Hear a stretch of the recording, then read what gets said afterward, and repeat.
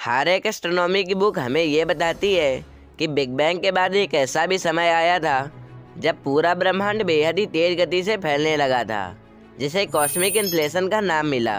उस समय ब्रह्मांड इतनी तेजी से फैल रहा था कि एक सेकंड के कुछ ही हिस्से में उसने ब्रह्मांड का साइज इतना ज़्यादा गुना बढ़ा दिया जितना कि रेगुलर एक्सपेंशन 13 बिलियन सालों में भी नहीं बढ़ा पाया है। लेकिन ये सोचने वाली बात है कि क्या सच में कोई ऐसा फैक्टर हो भी सकता है जो इस घटना का कारण बना हो।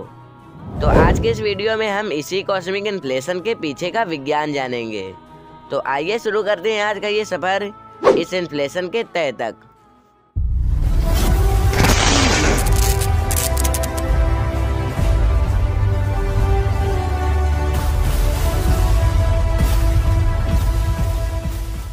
ये इन्फ्लेशन थ्योरी विज्ञान के कुछ बेहद ही जटिल सवालों का जवाब दे पाती है, जैसे कि क्यों मैटर और एनर्जी हमारे पूरे ब्रह्मांड में एकदम बराबर तरीके से फैले हैं, और आखिर क्यों इस ब्रह्मांड का आकार इतना ज़्यादा फ्लैट यानी चपटा है। इन सभी सवालों का जवाब इन्फ्लेशन थ्योरी बेहद ही आसान तरीके से देती है। ये हमें बताती है कि आखिर क्यों ब्रह्मांड अपनी शुरुआती जगह से फैल रहा है। इस तेजी से फैलाव के बाद ब्रह्मांड के फैलने की रफ्तार आखिर कम कैसे हुई। अधिकतर साइंटिस्ट इस थ्योरी को इतना ज़्यादा एक्सेप्टेशन इसीलिए देते हैं क्योंकि ये थ्योरी ऑफ जनरल रिलेटिविटी और क्वांटम मैकेनिक्स में काफ़ी अच्छे से बैठती है। थ्योरी ऑफ जनरल रिलेटिविटी हमें ये बताती है कि आखिर कैसे फैलाव और सिकुड़ाव इस पर निर्भर करता है कि कितना मास और एनर्जी उसके पास है। ब्रह्मांड के लगभग सारे ऑब्जेक्ट्स ग्रेविटेशनल फोर्स के कारण एक दूसरे को अपने पास खींचते हैं, जो कि ब्रह्मांड में हो रहे फैलाव में बाधा बनते हैं। परंतु एक ऐसी भी प्रकार की एनर्जी है जिसमें एंटी ग्रेविटेशनल इफेक्ट भी मौजूद हो सकता है। मतलब ये एनर्जी ग्रेविटी से चीज़ों को अपनी ओर खींचती नहीं, बल्कि एंटी ग्रेविटी की मदद से उन्हें दूर फेंकती है। ऐसी एनर्जी हमें हर उस चीज़ में देखने को मिलेगी जो खुद स्पेस टाइम फैब्रिक को एनर्जी दिला सके या फिर उसमें एनर्जी की डेंसिटी बराबर कर सके। तो ऐसी हर एक चीज़ ऑब्जेक्ट्स को खींचने के बजाय उन्हें दूर फेंकती है।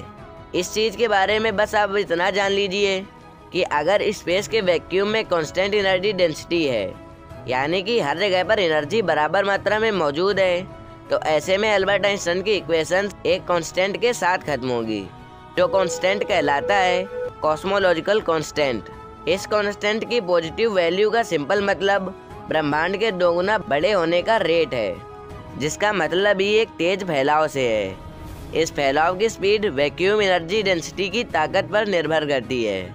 इस इन्फ्लेशन को सेंसफुल बनाने के लिए इस ब्रह्मांड को भी एक स्थान पर फैलना बंद करना पड़ेगा, जो कि हमारे द्वारा ऑब्जर्व किए जाने वाले फैलाव यानी कि हबल एक्सपेंशन को जगह देगी। और इसके लिए वैक्यूम एनर्जी को एक बेहद ही बड़े स्तर से घटना पड़ेगा, एक बेहद ही बड़ी संख्या से लगभग 0 के बराबर तक। तो ये जानने के लिए कि आखिर क्यों और कैसे ये सब हुआ, हमें चलना पड़ेगा आइंस्टाइन की जनरल रिलेटिविटी से भी पीछे। हमें ये समझने में मदद करेगी हमारी क्वांटम फिजिक्स। यहाँ पर क्वांटम फील्ड थ्योरी ये बताती है कि आखिर कैसे वैक्यूम में भी एनर्जी मौजूद हो सकती है। क्वांटम फिजिक्स हमें ये भी बताती है कि कोई भी फील्ड अगर हाई एनर्जी को पा लेती है तो वह हमेशा प्रयास करेगी कि वह वापस 0 एनर्जी पा ले, जिसे उस फील्ड का वैक्यूम स्टेट कहा जाएगा। पर ऐसे में एक ऐसी भी पॉसिबिलिटी हो सकती है कि फील्ड के पास लोकल एनर्जी मिनिमम हो। अगर कोई ऐसी क्वांटम फील्ड खुद को उस लोकल एनर्जी मिनिमम के पास पाएगी तो वह 0 एनर्जी तक जाने के बजाय उस लोकल एनर्जी मिनिमम के पास ही रुक जाएगी।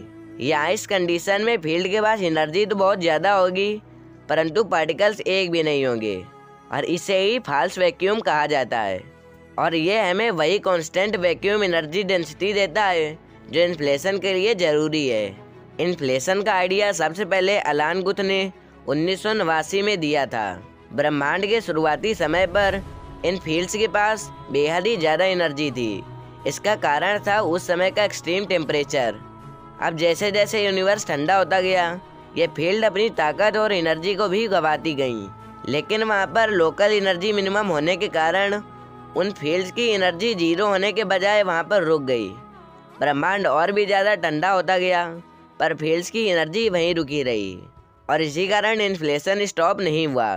पर जैसा कि मैंने आपको बहुत सारे वीडियोज़ में बताया है कि स्पेस में क्वांटम फ्लक्चुएशंस होते रहते हैं, जिसके कारण किसी भी चीज़ की एनर्जी कभी कांस्टेंट नहीं रह सकती।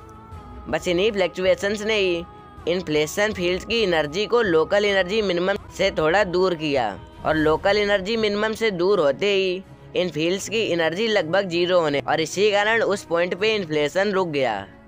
साथ ही साथ उस पॉइंट पर फॉल्स वैक्यूम बनने के कारण उसने अपने आसपास की फील्ड्स को भी लोकल एनर्जी मिनिमम से दूर किया, और ऐसे ही वो इन्फ्लेशन उन पॉइंट्स के अलावा धीमे धीमे स्पेस में बढ़ने लगा, बिल्कुल एक चेन रिएक्शन की तरह। अब इन्फ्लेशन का रुकना स्फेरिकल बबल के रूप में स्पेस में बड़ा होने लगा।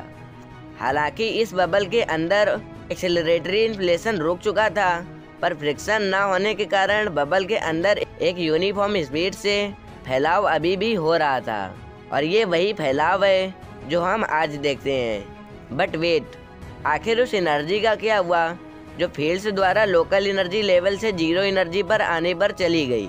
तो वो एनर्जी अब मैटर में बदल गई, और इसी प्रकार बबल के अंदर भी मैटर का निर्माण हुआ। अब तक हम जिस बबल की बात कर रहे थे वो कोई अकेला बबल नहीं था, क्योंकि इस सेम प्रोसेस से स्पेस में अलग अलग जगहों पर कई सारे बबल्स बने थे। इन्हीं बबल्स में से किसी एक बबल के अंदर कोई इंसान सेलेस्टियल स्पेस का वीडियो देख रहा है। जी हाँ, आपने बिल्कुल सही सोचा। इन बबल्स में से एक बबल ही हमारा अपना ऑब्जर्वेबल यूनिवर्स है।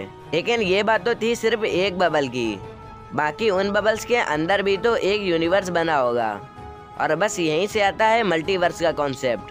खैर, इस सब को छोटे शब्द में कहें तो जहाँ जहाँ तक वो बबल्स फैले हैं उनके अंदर वो लगातार तेज होने वाला कॉस्मिक इन्फ्लेशन रुक चुका है, परंतु उनके बाहर अभी भी वो इन्फ्लेशन जारी है। हालांकि इन बबल्स के अंदर एक कांस्टेंट स्पीड से इन्फ्लेशन अभी भी हो रहा है, क्योंकि उस कॉस्मिक इन्फ्लेशन ने बबल के अंदर स्पीड तो दी ही थी, लेकिन इस स्पीड को कोई न रोकने वाला होने के कारण वो अभी भी फैल रहा है। तो आई होप अब आप लोगों को इन्फ्लेशन थ्योरी के बारे में अच्छे से समझ में आ गया होगा। अगर आपको इस थ्योरी से रिलेटेड कोई भी डाउट है तो आप कमेंट में पूछ सकते हैं। तो मिलते हैं आपसे नेक्स्ट वीडियो में किसी नए टॉपिक के साथ। तब तक के लिए बाय।